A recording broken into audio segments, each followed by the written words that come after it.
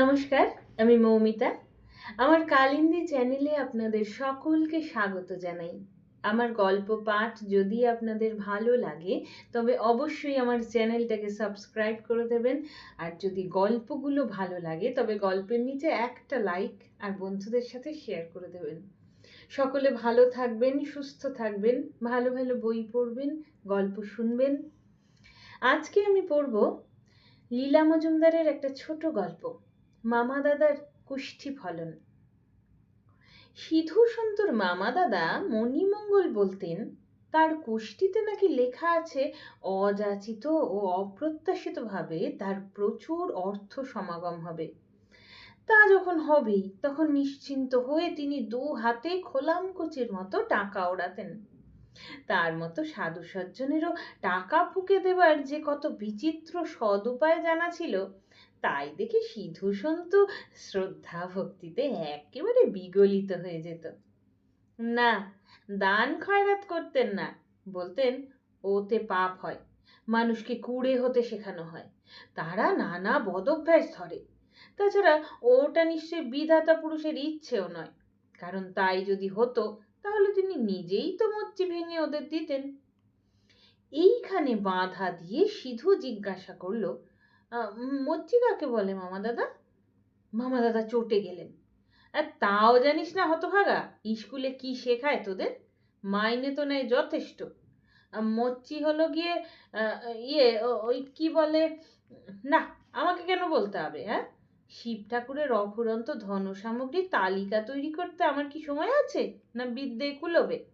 তার চেয়ে বললেই পারিস রেকারিং ডেসিমেলে ফুটকির পর যতগুলো সংখ্যা আছে সব লেখো। তাছাড়া তার নিজের মচ্চি তিনি ভাঙবেন, তাতে আমার কিছু বলা শোভা পায় না। আর তোদের জানতে চাওয়াটাই হলো স্রেফ বেয়াদবি।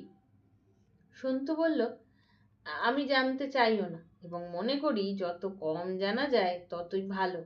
আর তারপর কি হয়েছিল বলো? মামা দাদা বলে চললেন, তোদের দেখে আমার কষ্ট হয়। খাচ্ছিস দাচ্ছিস, এখানে ওখানে ঘুরে বেড়াচ্ছিস, ভাবছিস কি সুখেই না আছিস। জানিস নে তো অর্থই অনর্থের মূল। বেড়ে আছিস, খাজনা দিতে হয় না, আয়কর কাকে বলে, কত রেট, কিছুই বুঝিস না। সন্তু বলল, একেবারেই যে জানি না তা ভেবো না, ক্লাস 7-এ পড়ি, নম্বর কম পেতে পারি, তাই বলে একেবারে কি মুখ্য? 5টা সাজা পান তোমার জন্য চুরি করে এনে দিলাম, এবার গল্প শুরু করো। মামা দাদা ফোঁস করে দীর্ঘ নিঃশ্বাস ফেলে বললেন, দুনিয়াটা বড় কঠিন স্থান রে, কেউ কারো জন্যে মিনিমাগনা কিচ্ছু করে না। সে যাকগে, আমি তো বাপের সম্পত্তিতে আমার ভাগটা কোন কালে দাদাদের কাছে লেখাপড়া করে বেচে বুচে দিয়ে হাত পা ঝাড়া হয়েছিলাম, তা ভালো করে মনেও নেই। বাকি ছিল শুধু মামা বাড়ির সম্পত্তিতে আমার অংশ, আর একটা 10 ভরি সোনার মোটা তাগা, আর কোনো পাণ্ডব বর্জিত স্থানে দাদামশাই তৈরি এক শখের বাড়ি। কেউ নাকি তার চৌহদ্দি মারায় না। সিধু অবাক হলো, কেন মারাবে না কেন? আজকাল লেকে মাথা গুজবার একটু ঠাঁই পায় না, ফুটপাতে শুয়ে থাকে, বললেই হলো মারায় না। মামা দাদা বললেন, কি জ্বালা, সে কি এখানে যে যারা দিনের বেলায় মজুরি খাটে কি ঠোঙা বেচে তারা রাতে শোবে? এ হলো গিয়ে উত্তর বাংলার একটা আধা জঙ্গুলে জায়গার মধ্যিখানে একটা মস্ত ঢিপি, তার উপরে বাড়ি, পাণ্ডব বর্জিত এক স্থানে। আবার কি হলো? সন্তু বলল, আমার বন্ধু গদাই বলে মামা দাদা বলে কিচ্ছু হয় না। মামা হ্যাঁ, দাদা হ্যাঁ, মামা দাদা নট। তাই শুনে মামা দাদা রেগে উঠে যান আর কি। কি এত বড় আসপর্দা! আমার মতো 5.5 ফুট লম্বা, 100 কেজি ওজনের আস্ত মানুষটা নট! এই আমি সত্যি করে। ওরা অনেক কষ্টে তাকে ঠান্ডা করলো। আরে ও বেটা কি বা জানি, যে ছিল অবিমিশ্রকারিতা মানে লেখে নিরামিষ খাওয়া, তার মতামতের কতটুকু দাম? মামা দাদা আশ্চর্য হলেন, ওই মানে নয় বুঝি? তবে আবার কি? শুনলেই তো মনে হয় ডাঁটা চচ্চড়ি খাচ্ছে। আসল মানেটা তাহলে কি? সিধু বলল, হঠকারিতা, মানে না ভেবে কাজ করা। মামা দাদা মহা খুশি। তাই বল, ওই একই হলো। একটু ভেবে দেখলে কেউ শুধু শুধু ডাঁটা চিবুতো না।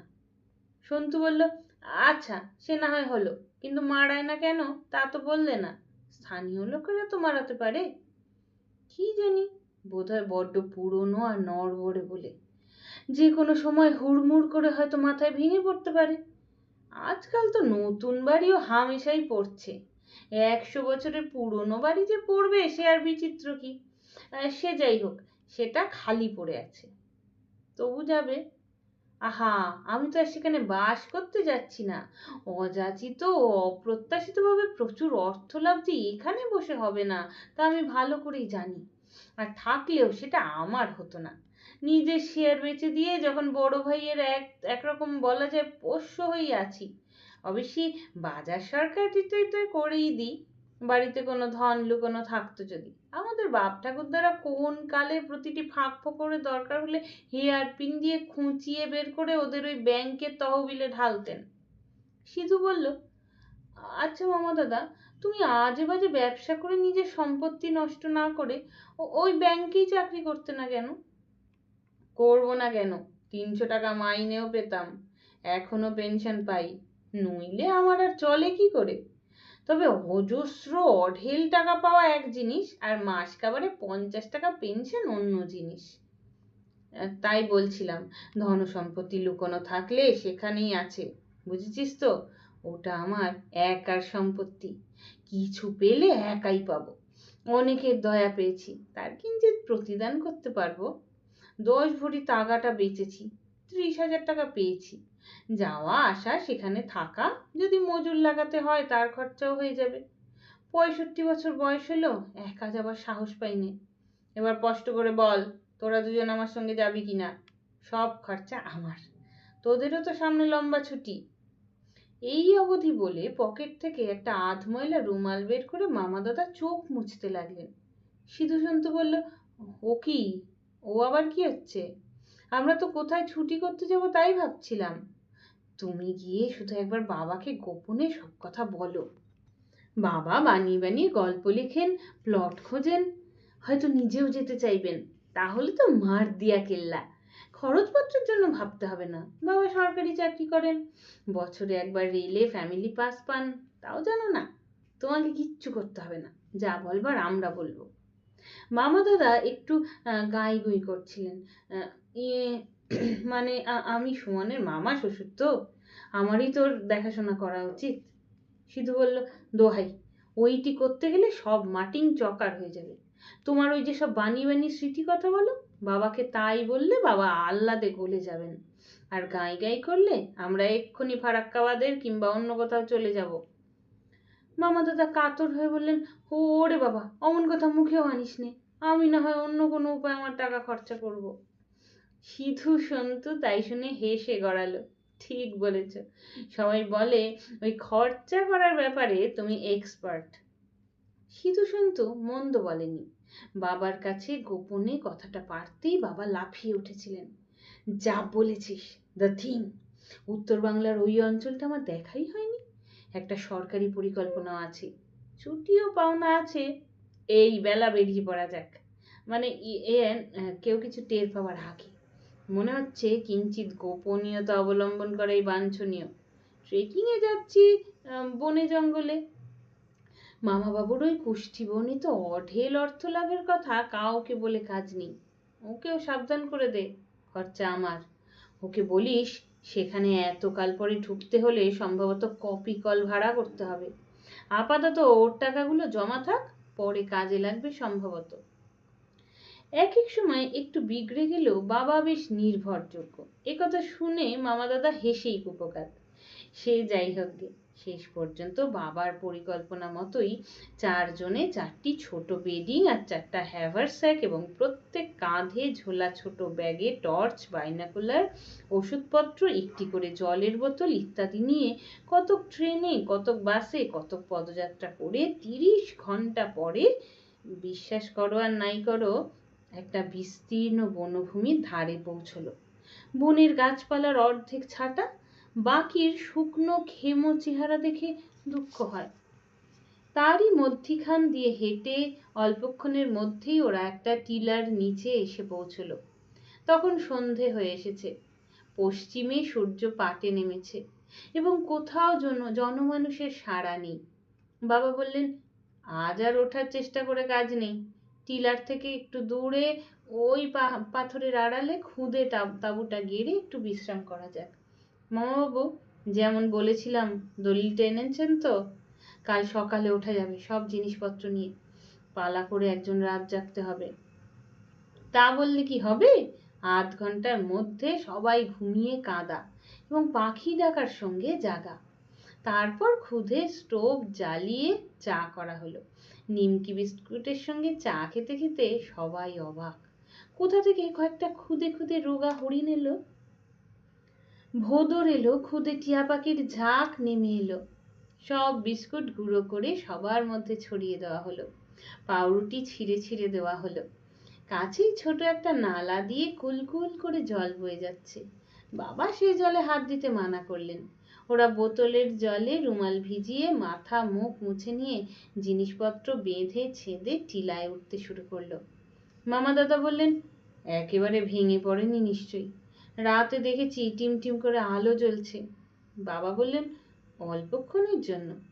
সিধু সন্তু বলল, গাছের ডালে গামছা শুকোচ্ছিল, টিলার গায়ে ঝর্ণা আছে, বুক বুক করে জল বেরোয়। বাবা বললেন, অর্থাৎ সবাই একবার করে দেখে এসেছো? মামা দাদাকে একটু চিন্তিত মনে হলো। অত রোগা রোগা কালো কালো কি সত্যিকার মানুষ হয়? বাবা হাসলেন, খেতে না পেলেই হয়। কাগজে দেখেননি এদিকে ঘূর্ণিঝড় হয়েছিল, তারপর দাবানল।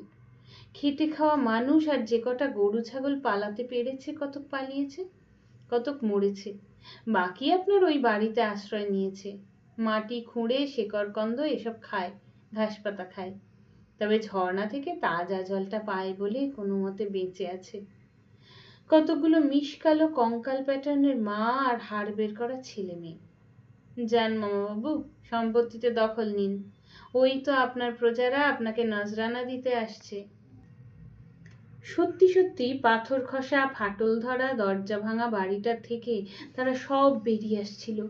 তখন মামা দাদা এক কাণ্ড করে বসলেন, দু হাত বাড়িয়ে ওদের দিকে উঠি পড়ি করে দৌড়তে লাগলেন আর ভাঙা গলায় চেঁচাতে লাগলেন, ওরে আর কোনো ভয় নেই রে তোদের, এই যে আমি তোদের বাবা এইছি, হায় রে আমার ছেলে মেয়েরা, আমি তোদের খেতে দেব, পড়তে দেব, ঘর মেরামত করে দেব। ছুটছেন আর ব্যাগ থেকে টাকার থলি বের করার চেষ্টা করছেন। সন্তু খপ করে তার হাত থেকে সেটা কেড়ে নিয়ে বলল, আগে দখল করে নেবে না? ওরে তাই তো নিচ্ছি, দেখতে পাচ্ছিস না? বাবা তখন সেই দুঃখী লোকগুলিকে বললেন, তোমরা এত কষ্টে আছো জানলে আমরা আগেই আসতাম। আর কোনো ভয় নেই, আমার লোকজনরা মোটর গাড়ি করে জিনিসপত্র নিয়ে ওই দেখো পৌঁছেও গেছে। তোমাদের বাবা মশাইকে তো তোমরা খবর দাওনি যে এত কষ্টে আছো, জানালে তিনি আগেই আসতেন। বলতে না বলতে পিছন দিকে রাস্তা দিয়ে গোঁ গোঁ শব্দে ট্রাকগুলো পৌঁছে গেল। খাবার দাবার, ওষুধপত্র, কাপড় চোপড়, মাদুর, বিছানা, কারিগর, মিস্ত্রিমশাই, মায় ডাক্তারবাবু তার লোকজন নিয়ে এসে গেলেন। ওরা বোবা বনে গিয়েছিল। মুখে একটু দুধ পড়তেই কথাও ফুটলো। কত যে হাসলো তারা, কত যে কাঁদলো, তাই দেখি সিধু সন্তু অবাক। মামা দাদা ঘুরে ঘুরে সব দেখাশোনা করছিলেন। একবার বাবাকে বললেন, হ্যাঁ হ্যাঁ গা জামাই, আমার প্রজাদের খরচ সরকার দেবে কেন? সিধু বললে, ও মামা দাদা, কেউ কারু প্রজা নয় আজকাল, সবাই দেশের প্রজা। এটা যে সরকারের উন্নয়ন পরিকল্পনার মধ্যে পড়েছে। তবে আমার টাকা কড়ি দিয়ে কি হবে? ওরা আমাকে বাবা মশাই বলে ডাকে। সন্তু বললে, বলবো কি হবে? একটা ছোট স্কুল হবে, তুমি তার হেডমাস্টার হবে, ওরা লেখাপড়া শিখে মানুষ হবে।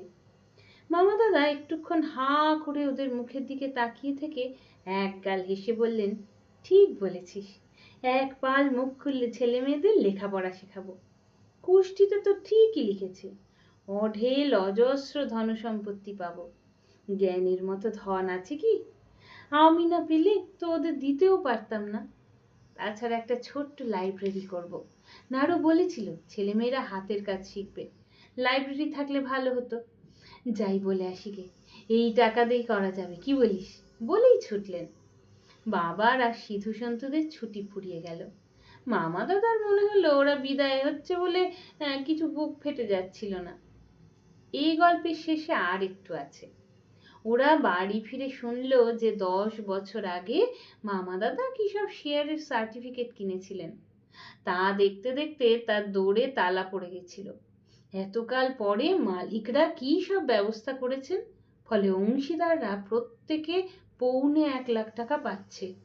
বড় মামা দাদু সঙ্গে সঙ্গে মামা দাদার শেয়ারের টাকা ব্যাংকে জমা দিয়েছেন। সুদে বাড়ুক, আরো বুড়ো হলে মামা দাদারই কাজে লাগবে। তাকে পরে বললেই হবে। নমস্কার।